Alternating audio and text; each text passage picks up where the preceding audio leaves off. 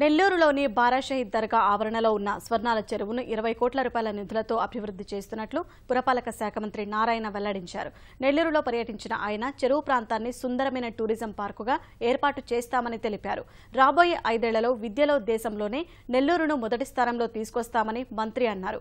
కస్తూర్బా కళాక్షేత్రంలో 2017లో 10వ తరగతిలో 10 పాయింట్లు సాధించిన విద్యార్థులు వారి తల్లిదండ్రులతో మంత్రి ముఖాముఖి నిర్వహించారు. నెల్లూరు నగరపాలక సంస్థ ఆధ్వర్యంలో ఈ ఏడాది నుంచి జూనియర్ కళాశాలలు ప్రారంభిస్తామని మంత్రి నారాయణ తెలిపారు.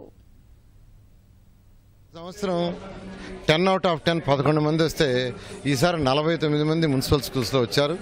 వచ్చే సంవత్సరం 100 టార్గెట్ పెట్టుకుని వాళ్ళు చేస్తున్నారు. ఈ నేపథ్యంలో నెల్లూరు మున్సిపల్ కార్పొరేషన్లో మేయర్ గారు వాళ్ళు ఒక జూనియర్ కాలేజీని మున్సిపల్ కార్పొరేషన్ ద్వారా స్టార్ట్ చేయడానికి నిర్ణయించుకున్నారు. దాన్ని విఆర్ కళాశాల మేనేజ్మెంట్ అక్కడ ఉన్న రూమ్స్ని వాళ్ళకి ఇస్తున్నారు. యాక్చువల్గాను అంటే ఎడ్యుకేషన్ ఎలా ఉండాలి, ఏ విధంగా పిల్లల్ని చదివించాలి, పిల్లలు ఏ విధంగా చదవాలి, ఎలాంటి మార్పులు చేయాలి అంటే ఇప్పుడు కూడా కొద్దిగా మార్పు అనేది చేసుకోవాలి. గవర్నమెంట్లో మార్పులు అనేవి తక్కువగా ఉంటాయి. ఆ చిన్న మార్పు చేస్తే ఎంతో మార్పు వస్తుంది.